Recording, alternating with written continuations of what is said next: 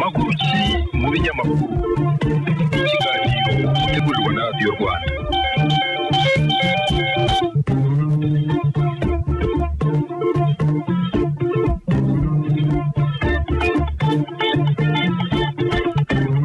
Turabasuhuje mwese kandi turabikaze mu kiganiro cya none nkuko bisanzwe nitwa Nyirarukundo Xavera. Uri kumwe nanjye Jean Daniel Sindayigaya.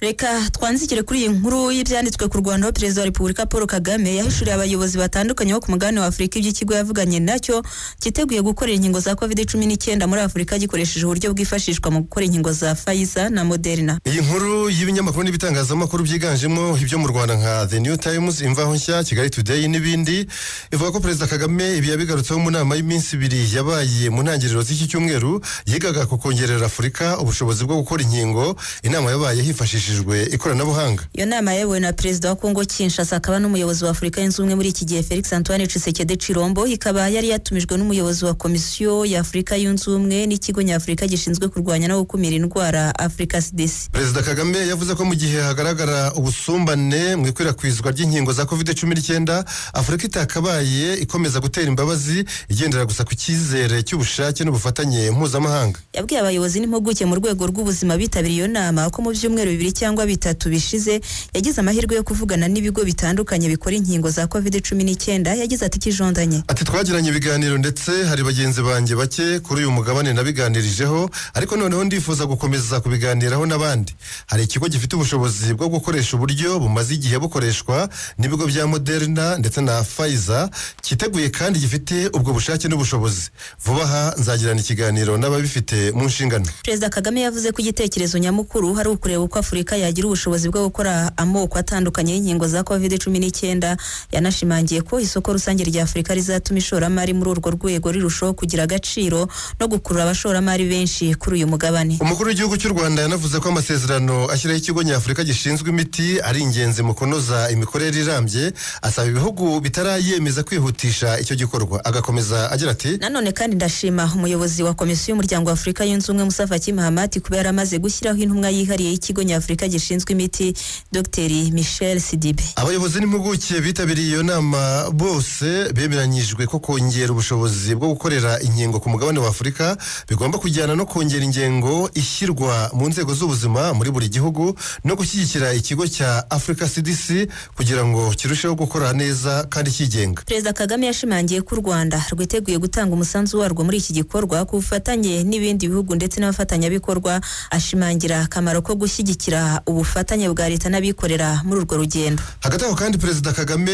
yanagaragaje ko COVID-19 yabangamiye ubufatanye mpuzamahanga. Xavera, ibyo nk'uko tubisoma kandi mu binyamakuru n'ibitangazamakuru binyuranye byaha mu Rwanda, umukuru w'igihugu yabigarutseho ku wa kabiri iki cyumweru ubwo hatangizwaga ibiganiro ngarukamwaka byiswe Raisina Dialogue byigaga ku bibazo bitandukanye bibangamiye abatuye isi. Ni ibiganiro bitegurwa n'umuryango Observer Research Foundation ku bufatanye na guverinoma y'Ubuhinde, aho byanatangijwe ku mugaragaro na Minisitiri w'Intebe w'iki gihugu cy'Ubuhinde Narendra Modi. Mu ijambo yagejeje ku bitabiriye ibyo biganiro byabaye hifashishijwe ikoranabuhanga, Perezida Paul Kagame yavuze ko icyorezo cya COVID-19 atari ikibazo cyugarije urwego rw'ubuzima gusa, ko ahubwo cyanagize ingaruka ku bufatanye mpuzamahanga. Yakomeje agira ati COVID-19 ni ikibazo cyugarije isi mu bijyanye n'ubuzima, ariko kandi ni ikibazo kibangamiye ubufatanye mpuzamahanga.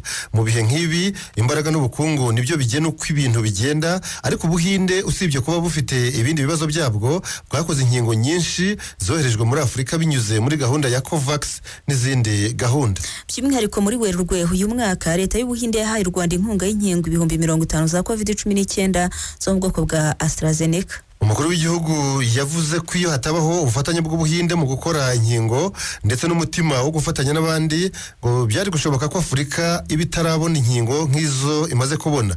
Ibintu avuga ko byerekanye amahirwe ahari akwiye kubyazwa umusaruro agashorwamo imari ku bufatanye n'abikorera ku ruhande rw'Ubuhinde na Afurika, cyane cyane mu bijyanye n'ikorwa ry'imiti. Umukuru w'igihugu kandi yashimye umubano w'u Rwanda n'Ubuhinde ukomeje kugenda neza, maze agira ati umubano hagati y'u Rwanda n'Ubuhinde ukomeje kugenda neza kandi intego yacu no gushimangira ubwo bufatanye n'umubano.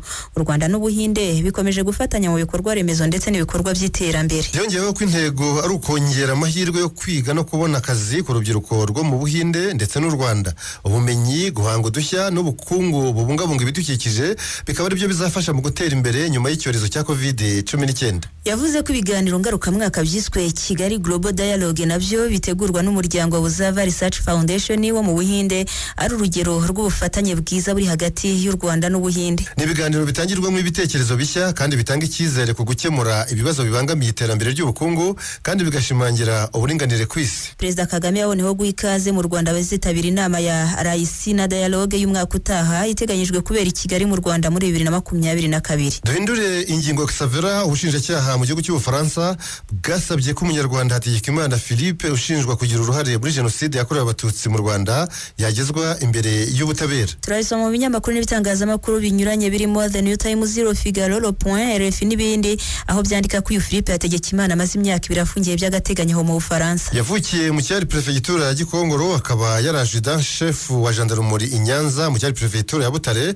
ubu ni mu majyepfo y'u Rwanda. Yahunze u Rwanda nyuma ya jenoside yakorewe abatutsi ahungira mu Bufaransa, aho yaje no guhabwa ubwenegihugu bwaho muri 2005 ku izina rya Philippe Maniye. Nyuma yaje kwerekeza muri Cameroon, ari naho yaterewe muri yombi muri Mata 2018 afatirwa Yaounde, aho yabaga nk'umufaransa witwa Philippe Maniye. Hari hashize hafi umwaka u Rwanda rumushyiriyeho impapuro mpuzamahanga zo kumuta muri yombi kuko zatanzwe tariki 25 Nyakanga 2017. Nyuma yo gutabwa muri yombi, Hategekimana Philippe yahise yoherezwa mu Bufaransa aho yahaswe ibibazo bwa mbere tariki 15 Gashyantare 2019 ndetse kuva ubwo ahita anafungwa by'agateganyo. Yatangiye gukorwaho iperereza muri 2015 ku kirego cyatanzwe na CPCR, ari ryo huriro ry'imiryango iharanira ko abagize uruhare muri jenoside yakorewe abatutsi mu Rwanda mu gihugu cy'Ubufaransa bagezwe imbere y'ubutabera. Bikaba biteganijwe ko nyuma y'ukwezi kumwe gusa abacamanza bashinzwe gukora iperereza ku byaha ashinjwa byo kugira uruhare muri jenoside yakorewe abatutsi bazatangaza umwanzuro wa burundu w'igihe azagerezwa imbere y'ubutabera. Muri uwo mujyi umwe kandi w'abakurikiranyweho kugira uruhare muri jenoside yakorewe abatutsi ariko baba hanze y'u Rwanda, Leta Zunze Ubumwe za Amerika zamaze koherereza u Rwanda umunyarwandakazi witwa Beatrice Munyenyezi ushinjwa kugira uruhare muri jenoside yakorewe abatutsi. Beatrice Munyenyezi wamenyekanye ku kazina ka komanda mu gihe cya jenoside yakorewe abatutsi ni umugore wa Arsene Shalom Ntahobari, akaba umukazana wa Pauline Nyiramasuhuko wari minisitiri w'umuryango n'iterambere ry'umugore muri guverinoma yakoze jenoside mu 1994. Abo bombi Jean Daniel Nyiramasuhuko na Ntahobari Shalom umuhungu we nabo bahamijwe kugira uruhare muri jenoside yakorewe abatutsi n'urukiko mpuzamahanga mpanabyaha rwarashyiriweho u Rwanda TPR yarusha muri Tanzania, maze banakatirwa gufunga imyaka 47 mu gihome. Munyenyezi Beatrice kandi yoherejwe mu Rwanda nyuma yo kurangiza igihano cyo gufungwa imyaka 10 yakatiwe muri Leta Zunze Ubumwe za Amerika, aho yahamijwe kubeshya urwego rw'abinjira n'abasohoka ku kuba yaba yaragize uruhare muri jenoside yakorewe abatutsi mu Rwanda. Yoherejwe kugira ngo aburanishwe ku byaha bya jenoside yakorewe abatutsi ashinjwa. Yahunze u Rwanda nyuma ya jenoside yakorewe abatutsi, akaba yarabanje guhungira muri Kenya mbere yo gusaba ubuhungiro muri Leta Zunze Ubumwe za Amerika, avuga ko ari impunzi ya politiki. Yageze muri Leta Zunze Ubumwe za Amerika muri 2003 ndetse ahita aba umuturage usanzwe muri leta ya New Hampshire mu mujyi wa Manchester. Tukomeza n'iki kiganiro Xavera. Perezida wa Sena y'u Rwanda Dr Iyamuremye Augustine yasabye abanyapolitiki bariho gufatira urugero kubishwe barwanya ikibi. Dr Iyamuremye Auguste yavuze ko kugira ngo jenoside yakorewe abatutsi mu Rwanda ishoboke ari uko yateguwe n'ubuyobozi bubi, hari nabwo bwashyize imbaraga nyinshi mu kuyishyira mu bikorwa. Akaba asaba abanyapolitiki bubu gufatira umurage kuri bagenzi babo bishwe bazira kwanga ikibi. Ni ubutumwa yatanze ku wa kabiri w'iki cyumweru tariki ya 13 Mata mu muhango wo gusoza icyumweru cy'icyunamo, umunsi wibuka abanyapolitiki bishwe bazira ko barwanyije umugambi wa leta y'abicanyi wo kurimbura abatutsi. Ni umuhango kandi wabereye ku rwibutso rwa jenoside rwa Rebero mu mujyi wa Kigali, ruruhukiyemo imibiri y'abarenga ibihumbi 14 barimo abatutsi biciwe muri Kigali mu minsi ya mbere ubwo jenoside yatangiraga, ndetse na bamwe abanyapolitiki bamaganye umugambi wa jenoside. Iyi nkuru nayo dusoma mu binyamakuru n'ibitangazamakuru byiganjemo ibyo kuri murandasi hano mu Rwanda, igakomeza ivuga ko perezida wa Sena Dr Iyamuremye yavuze ko kwibuka abanyapolitiki bakundaga u Rwanda n'abanyarwanda bakaza no kubizira bakicwa kubera iyo mpamvu ari igikorwa cy'ingenzi, kubera ko jenoside yakorewe abatutsi yateguwe igashyirwa mu bikorwa n'ubuyobozi bubi. Yagize ati nk'uko byagaragajwe n'impuguke n'ubushakashatsi ku mateka ya jenoside ntabwo ishobora gukorwa idashyigikiwe ishyigikiwe n'ubuyobozi. Jenoside yakorewe abatutsi nayo yarateguwe kandi yashobotse kubera ubuyobozi bubi bwakoresheje ingufu zose zishoboka, amashyaka n'izindi nzego z'imiyoborere y'igihugu. Yavuze ko abo banyapolitiki bibukwa barwanyije urwango, amacakubiri na jenoside yategurwaga ndetse babikoraga bazi ko bashobora kwicwa, ariko kubwo gukunda u Rwanda n'abanyarwanda bakomeza uwo mutima wa gitwari. Ati bahigwaga batazira ubwoko bwabo ahubwo kubera kurwanya urwango, ivangura, amacakubiri n'ingengabitekerezo ya jenoside, ariko hari n'abazize byombi ko bari abanyepolitike nziza ariko bakaba n'abatutsi. Abishwe bagerageza kurokora abatutsi no kwamagana ingengabitekerezo ya jenoside tubasanga no mu bindi byiciro by'abanyarwanda. Abo bose baranzwe n'ibikorwa by'ubwitange kugeza aho bemera guhara ubuzima bwabo kugira ngo bakize abatutsi bahigwaga. Dr. Yamuremye akaba yarasabye abanyarwanda gukomeza umurage mwiza basigiwe n'abanyapolitiki bibukwa wo kwanga ikibi, kurwanya ivangura n'andi macakubiri ayo ariyo yose, by'umwihariko aganisha kuri jenoside yakorewe abatutsi. Umufaransa Edouard Balladur wabaye minisitiri w'intebe w'Ubufaransa mu gihe cya jenoside yakorewe abatutsi mu Rwanda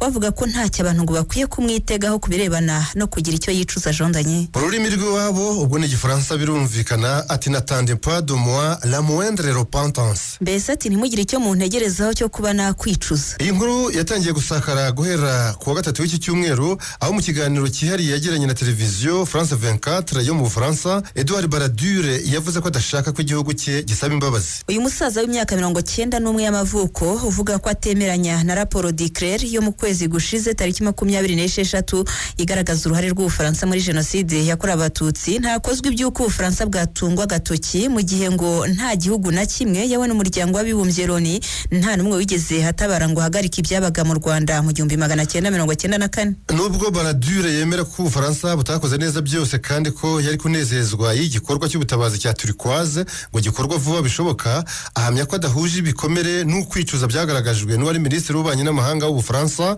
Alain Juppé, nk'uko byasohotse mu kinyamakuru Le Monde cyaho mu Bufaransa hari tariki ya 7 Mata uyu mwaka, ubwo u Rwanda n'isi batangiraga kwibuka ku nshuro ya 27 jenoside yakorewe abatutsi. Edouard Balladur ati buri wese agira icyo avuga ku kintu bitewe na kamere ye yihariye. Aha yavugaga Alain Juppé. Iyi nkuru yo ku rubuga rwa radio y'Abafaransa RFI gakomeza ivuga ko habajijwe ku kuba abanyarwanda benshi bategereje cyane gusaba imbabazi ku gihugu cye, Edouard Balladur yasubije ko ibyo bagomba kubibaza ibindi bihugu bitari Ubufaransa, kuko ngo Ubufaransa hari icyo bwakoze mu gihe Leta Zunze Ubumwe za Amerika n'Ububiligi ntacyo byigeze bikora. Aha niho yavuze ati ntihagire igisa n'ukwicuza na kimwe mu ntegerezaho, n'attendez pas de moi la moindre repentance. Ntihagire igisa no kwicuza na kimwe mu ntegerezaho. Uwo ni umukambwe Edouard Balladur wabivuze, wanabaye minisitiri w'intebe w'Ubufaransa kuva muri 1993 kugeza 95. Icyo gihe wari perezida w'Ubufaransa yari François Mitterrand. Twongere duhindura ingingo. Kasavera iburasirazuba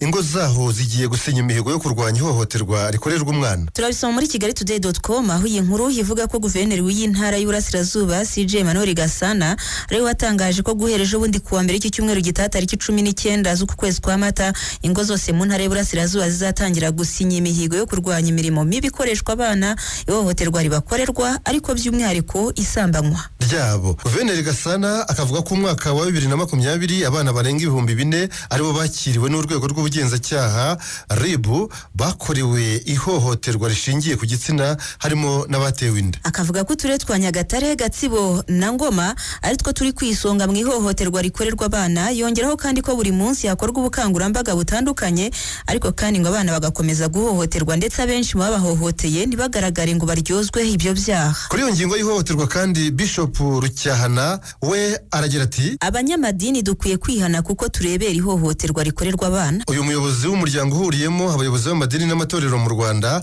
ibi yabivuze ku wa 4 w'iki cyumweru mu nama nyunguranabitekerezo ku cyakorwa kugira ngo umwana arindwe imirimo mibi no kurwanya ihohoterwa rimukorerwa, cyane cyane kumusambanya no kumutera inda. Bishop John Rucyahana avuga ko abayobozi b'amadini n'amatorero aribo bafite ababyeyi b'abana mu nsengero zabo, akavuga ko ari nabo bafite inshingano ya mbere mu burezi bw'abana b'abayoboke n'abayoboke babo, bityo kumva ko abana bafite mu nshingano bicirwa imbere habo heza bikwiye kubazwa abayobozi b'amadini n'amatorero. Ati tugomba kubanza kwihana kuko tudakora neza uwo musanzu ngo tuwushyire mu bikorwa.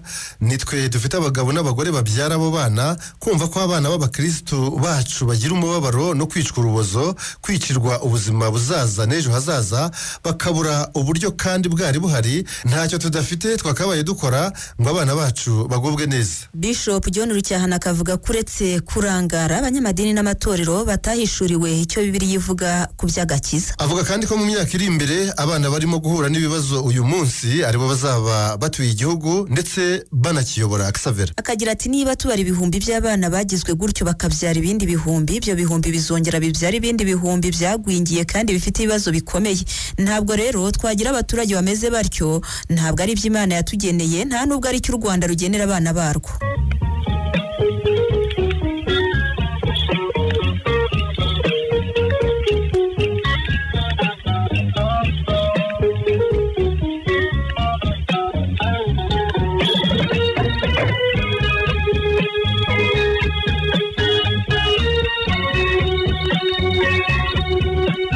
Ikiganiro twerekeza hanze y'u Rwanda, turahera muri Repubulika Iharanira Demokarasi ya Kongo, aho umuyobozi mukuru wa MONUSCO aribwo butumwa bw'amahoro bw'umuryango w'abibumbye muri icyo gihugu, akaba n'intumwa yihariye y'umunyamabanga mukuru wa Loni Madame Bintou Keita, avuga ko ubwicanyi bubera mu burasirazuba bwa Kongo ari agahomamunwa, bityo ko hari icyo bakwiye gukora kurushaho ngo buhagarare. Iyi nkuru yo ku rubuga rwa Radio Okapi y'umuryango w'abibumbye muri Kongo Kinshasa itangira ivuga ko Madame Bintou Keita yamagana ubwo bunyamaswa bukorerwa abaturage, ariko nanone ngo umuti su kwibasira MONUSCO abakora mu bikorwa by'ubutabazi cyangwa se inzego z'ubutegetsi bw'igihugu, kuko abo bose babana n'abaturage umunsi ku wundi bakaba ari nabo bakorera. Ibi yabitangaje ejo bundi ku wa kane ubwo ari mu ruzinduko mu gace ka Beni mu ntara ya Kivu ya ruguru, ahamaze iminsi habera imyigaragambyo yo kwamagana ubwicanyi bwibasira abasivili bikozwe n'imitwe yitwaje intwaro no gusaba ko ingabo za MONUSCO zihambira zigataha. Bintou Keita yavuze ko yumva ishavu n'agahinda by'abigaragambye, ariko nanone yanahamagariye buri wese kumva uruhare rwe mu kugarura amahoro n'ituze mu burasirazuba bwa Kongo Kinshasa. Ati kijondanye, ati nta wakwemera gushyirwaho ibikangisho, guterwa ubwoba no gukorerwa urugomo, kuko mu gihugu kigendera ku mategeko ibi ni ibyaha bihanwa n'ubutabera. Uretse kuba bitakwihanganirwa, birasenya ntabwo byubaka. Ati birasenya ntabwo byubaka. Yongeyeho ko kandi buri mukongomani wese afite uburenganzira bwo kunenga MONUSCO imaze imyaka isaga 20 mu gihugu cyabo, uburenganzira bwo kuvuga ko hituzuza uko bikwiye inshingano zayo, ndetse akaba yasaba guverinoma y'igihugu cye gusaba ko ibavira mu gihugu. Gusa ngo bagomba kwirinda abashobora kubagira ibikoresho byo kwibasira MONUSCO aho gufatanya nayo ngo barwanye umwanzi nyawe uhora bajujubya. Uyu munyagineyakazi Bintou Keita agahumuriza abo baturage barambiwe MONUSCO, ababwira ko umuryango w'abibumbye ugiye kurushaho gushyiraho akawo mu guhangana n'imvururu n'urugomo ndetse n'ibindi bikorwa bibangamiye umutekano mu burasirazuba bw'igihugu, cyane cyane mu ntara za Kivu zombi, ni ukuvuga Kivu y'Epfo n'iya ruguru ndetse no mu ntara ya Ituri, aho uyu muryango ushaka kugarura umutekano n'ituze ufatanyije n'ingabo z'igihugu, polisi n'inzego z'ubutabera. Iyi nkuru ikanzura ivuga ko Madame Bintou Keita yashimye umugambi w'inteko ishinga amategeko ya Kongo Kinshasa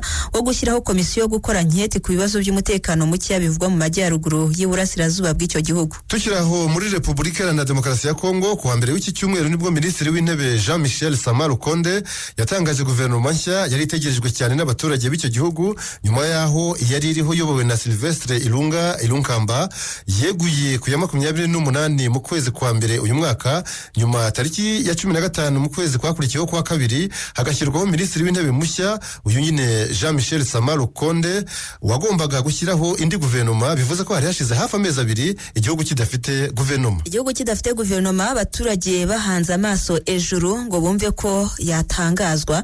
Ibinyamakuru n'ibitangazamakuru birimo Jeune Afrique, Africa News, Le Monde, Actualité CD, Le Phare, Le Soir, Afrique.com, Le Point, La Libre Afrique, Agence Ecofin na Le Souvenir byanditse ko iyo guverinoma ya mbere y'ihuriro rishya rya politike rya Union Sacrée rya Perezida Felix Antoine Tshisekedi igizwe n'abantu bose hamwe 57 baturuka mu mitwe ya politiki 24 no muri societe civile. Muri bo abagore nibanga yejondanye. Abagore ni 14, harimo kandi nabo ku ruhande rw'abanyapolitiki basanzwe batavuga rumwe n'ubutegetsi, aribo Ngororero Moise Katumbi Chapwe na Jean Pierre Bemba. Yewe ngo intara zose uko ari 26 zirahagarariwe muri iyo guverinoma nubwo ari ku buryo butangana. Gusa ntihagaragaramo abakiri ku ruhande rw'ari Perezida Joseph Kabila Kabange keretse yabitandukanije nawe bakisangira Perezida Felix Antoine Tshisekedi Chilombo. Ni guverinoma igizwe n'amaraso mashya kubera ko 80% by'abayigize ari bashya bayinjiyemo, abagore nabo bayifitemo ijambo kubera ko ari 27% by'abayigize, ngo ni guverinoma kandi y'abakiri batoya kubera ko impuzandengo y'imyaka y'amavuko yabo hari 47. Mu nshingano z'ibanze guverinoma ishyize imbere harimo umutekano,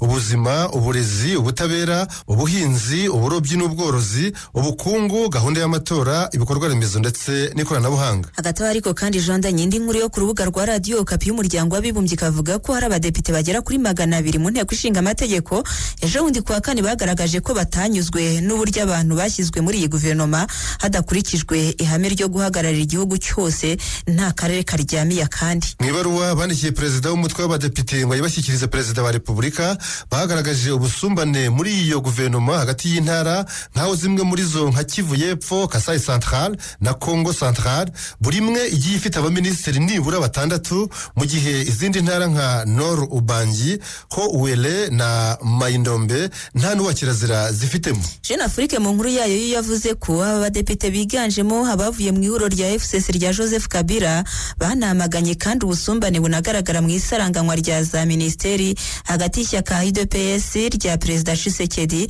n'andi mashyaka hamwe n'amahuriro ya politiki bifite abadepite benshi mu nteko ishinga amategeko. Izi ntumwa za rubanda zigasaba ko iyo guverinoma yabanza gusubirwamo mbere yuko yimikwa n'inteko ishinga amategeko, naho ubundi ngo bitagenze bityo Xavera ngo ntirizarema. Oya ngo ntabwo rizarema rwose, reka kandi ibyo tubiveho. Blaise Compaoré wabaye Perezida wa Burkina Faso nyuma y'iyicwa rya Thomas Sankara mu 1947 kugeza yirukanwe n'abaturage muri 2014 hagiye kuzaburanishwa kuri urwo rupfu rwa Sankara. Ku wa kabiri w'iki cyumweru nibwo urukiko rwa gisirikare rwo muri Burkina Faso rwafashe icyemezo cyo gushinja Blaise Compaoré ibyaha birimo guhungabanya umudendezo n'ituze by'igihugu, ubufatanyacyaha mu kwica no guhisha imirambo. Ibi byose bikaba bikubiye mu idosiye irebana n'iyicwa rya Thomas Sankara. Muri iyo dosiye kandi haregwamo General Gilbert Diendere wahoze ari inkoramutima ya Compaoré. Muri rusange abantu 14 nibo barebwa n'iyi dosiye ku yicwa rya Sankara. Nkuko tubisoma muri Africa News, Slate Afrique, Jeune Afrique, Le Monde no kuri France 24, Blaise Compaoré wibera mu buhungiro kwa sebukwe muri Cote d'Ivoire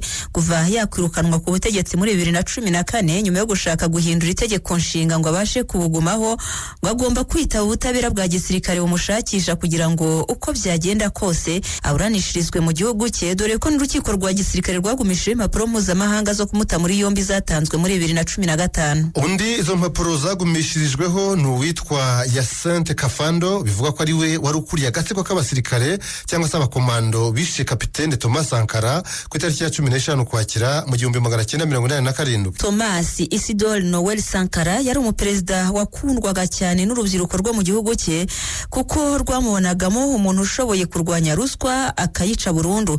Urupfu rwe rwababaje benshi ubwo bumvaga ko uwo muyobozi w'impinduramatwara hamwe n'abandi bantu 12 bari basangiye umurongo wa politiki yo kuzana impinduka mu gihugu no hanze yacyo barasiwe mu cyumba cy'inama barimo Wagadugu mu murwa mukuru. Ku rubuga rwa Archives Africa no kuri Twitter yarwo banditse ko Thomas Sankara yaba yarazize guhambiriza Ubufaransa nk'amatsi ibihugu muri Burkina Faso ndetse akanakura igihugu cye mu kigega mpuzamahanga cy'imari FMI kugira ngo kidakomeza kurambiriza ku nkunga z'amahanga. Nyuma y'imyaka isaga 30 bishwe nibwo urubanza rw'ababambuye ubuzima rugiye kuranishwa bitari ibya nyirarureshwa, nubwo n'ubundi impungenge zikiri zose ko wari kwisonga mu kubicisha ariwe Blaise Compaoré ashobora kutazagaragara mu rukiko rwo muri Burkina Faso kuko afite n'ubundi ubwenegihugu bwa Cote d'Ivoire kwa sebukwe na nyirabukwe. Muri Mariho ubutegetsi bw'inzibacyuho bwiganjemo abasirikare bwashyizeho amatariki y'amatora y'umukuru w'igihugu n'ay'abadepite hateganyijwe mu ntangiriro z'umwaka utaha wa 2022. Iyi nkuru mu bitangazamakuru n'ibinyamakuru birimo Mali Active, Vanguard, Le Figaro, Africa News, Jeune Afrique na France 24 igatangira yibutsa ko aya matora agamije gusubiza ubutegetsi abasivili nyuma y'aho abasirikare bahiritse uwari Perezida Ibeka Ibrahim Bakari Keita muri kudeta yo mu kwezi kwa 8 umwaka ushize wa 2022. 2020. Ibeka yari ku butegetsi kuva muri 2013. Aba basirikare bari ku butegetsi bakaba bagomba kuba basubije ubwo butegetsi mu biganza by'abasivili bitarenze mu kwezi kwa gatanu 2022. Ibi nibyo byatumye rero ejo bundi ku wa kane hatangazwa ingengabihe y'amatora y'umukuru w'igihugu n'ay'abadepite mu kwezi kwa kabiri ahazaba icyiciro cya mbere, mu gihe haramuka habaye icya kabiri kikaba mu kwezi kwa gatatu muri uwo mwaka wa 2022. Hagati aho kandi Jondanye itora rya referendum ku ivugururwa ry'itegeko nshinga ryo rikazakorwa mu mpera z'ukwezi kwa 10 uyu mwaka. Minisitiri w'ubutegetsi bw'igihugu aho muri Mali Lieutenant Colonel Abdoulaye Mayiga yasobanuye ko gutangaza iyo ngengabihe y'amatora biri mu rwego rwo kubahiriza igihe inzibacyuho yahawe cy'amezi 18 mbese umwaka n'igice. Perezida Joe Biden wa Leta Zunze Ubumwe za Amerika agiye kuvana ingabo z'igihugu cye muri Afghanistan aho zari mu ntambara yabaye ndende mu mateka ya Leta Zunze Ubumwe za Amerika kuko yari igiye kumara imyaka 20. Xavier. Ibinyamakuru birimo Washington Post, The Guardian, The Sun, Wall Street Journal, New York Times, Bloomberg, Newsweek, Globe Times, Le Point n'ibindi bitangazamakuru n'ibinyamakuru bitandukanye hirya no hino ku isi bikaba byaranditse ko Biden yavuze ko bizageza ku ya 11 z'ukwezi kwa 9 cyangwa se 0 uyu mwaka nta musirikare n'umwe w'umunyamerika ukirwana muri Afghanistan. Kuri itariki ya 11 Nzeri 2021 muri uyu mwaka nyine bikazahurirana no kwibuka ku nshuro ya 20 Leta Zunze Ubumwe za Amerika zigabweho ibitero by'iterabwoba ku butaka bwazo n'ibyihebeye byo mu mutwe wa Al-Qaeda wayoborwaga na Osama bin Laden. Ibitero ni nabyo byabaye imbarutso y'intambara yo muri Afghanistan yatangiye mu kwezi kwa 2021 atarashiraho ukwezi iryo bara ribaye rigasenya imiturirwa ibiri y'impanga ya World Trade Center i New York muri Leta Zunze Ubumwe za Amerika. Ni intambara yatangijwe n'uwari perezida wa Leta Zunze Ubumwe za Amerika icyo gihe George Walker Bush agamije kwirukana abatalibani bari ku butegetsi muri Afghanistan yashinjaga gucumbikira Osama bin Laden n'umutwe we w'iterabwoba wa Al-Qaeda. Ubwo Bush yavaga ku butegetsi muri 2009 y'intambara yayisigiye Barack Obama nawe muri 2017 ayiraga Donald Trump wari wabashije kumvikana n'abatalibani ko abasirikare ba Leta Zunze Ubumwe za Amerika bari kuba bamaze kuva muri Afghanistan bitarenze tariki ya mbere y'ukwezi gutaha kwa gatanu.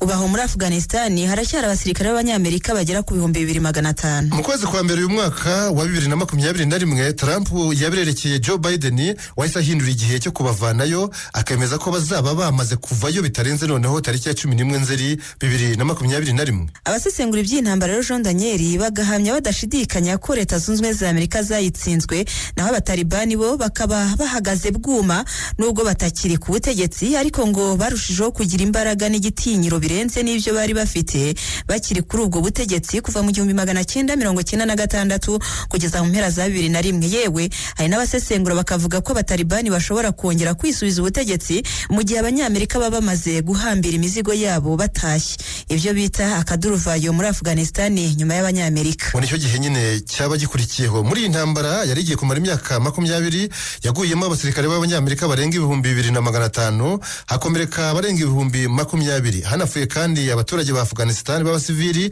babarirwa hagati y'30,000 n'60,000 nk'uko byemezwa n'umuryango w'abibumbye. Minisiteri y'Ingabo ya Leta Zunze Ubumwe za Amerika Pentagon ikavuga ko iyi ntambara yo kuva muri 2001 imaze kugenda akayabo ka miliyari 1,000 z'amadolari y'Amerika. Muri Cuba igihugu cyo ku mugani wa Amerika ejo Raul Castro umuvandimwe wa nyakwigendera Fidel Castro yasezeye muri politike aharugara abakiri batoya. Ibinyamakuru n'ibitangazamakuru birimo Miami Herald, Le Point, Business Insider, Fox News na France 24 byanditse ko Raul Castro y'imyaka 89 y'amavuko nyuma yo kurekurira muri 2018 Prezidansi ya Cuba inshuti ye magara Miguel Diaz-Canel ejo kuwa gatanu uyu Raul Castro yanasezeye ku buyobozi bw'ishyaka rya gikomuniste riyobora Cuba kuva muri icyo gihugu haba impinduramatwara yo mu 1959. Kurekura ubuyobozi bw'iryo shyaka byahise bitanga umwanya ku bandi batarabo mu muryango w'aba Castro wari umaze imyaka isaga 60 hari uri ku butegetsi bwa Cuba.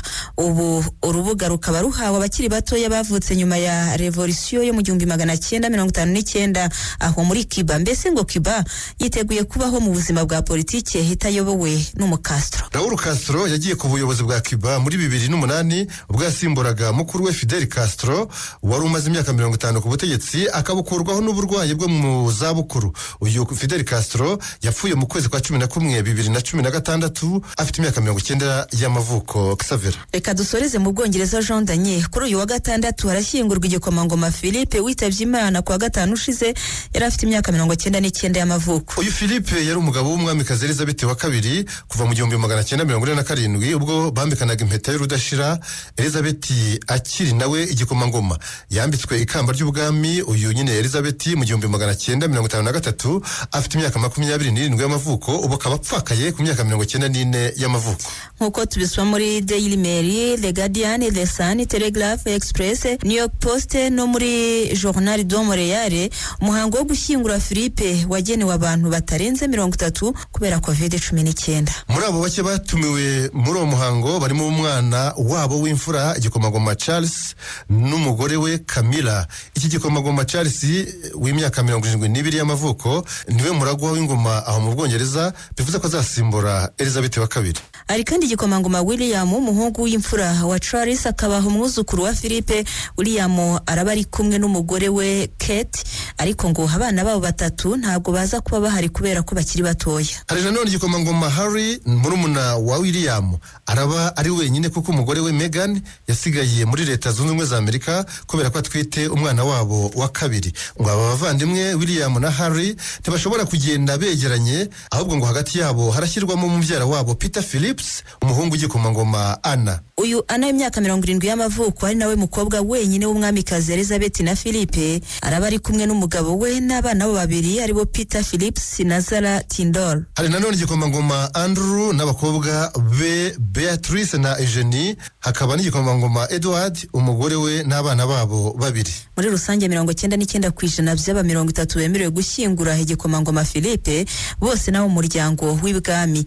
Abo muri rubanda bemerewe kwitabira uwo muhango n'imbarwa. Abo 30 ariko ntibarimo abihaye Imana nka Archiepiscopi wa Canterbury Justin Welby, ukuriye itorero Anglikani ku isi, ari naryo ribarizwaho cyane mu Bwongereza, akaba ari we uyobora mu masengesho uwo muhango wo gushyingura igikomangoma Philippe. Ndetse hakaba hari na korali y'abantu 4 baririmba indirimbo zatoranyijwe na nyakwigendera Philippe, kuko yasize agize ati nimpfa muzandirimbirize. Ati nimpfa muzandirimbirize, ubwo ni nazo ziza kuba ziririmbwa mu muhango wo kumushyingura. Ni nuko dusoje, turanabashimiye cyane kuba twabanye, ariko ntitwibagirwa ko COVID-19 igihari, dukomeze tuyirinde. Ngaho nimukomeze mugire ibihe byiza, naho kwa gatandatu ku masaha nkaya. Nari Nyirarukundo Xavera, bari kumwe nanjye Jean Daniel Sindayigaya. Ciao ciao.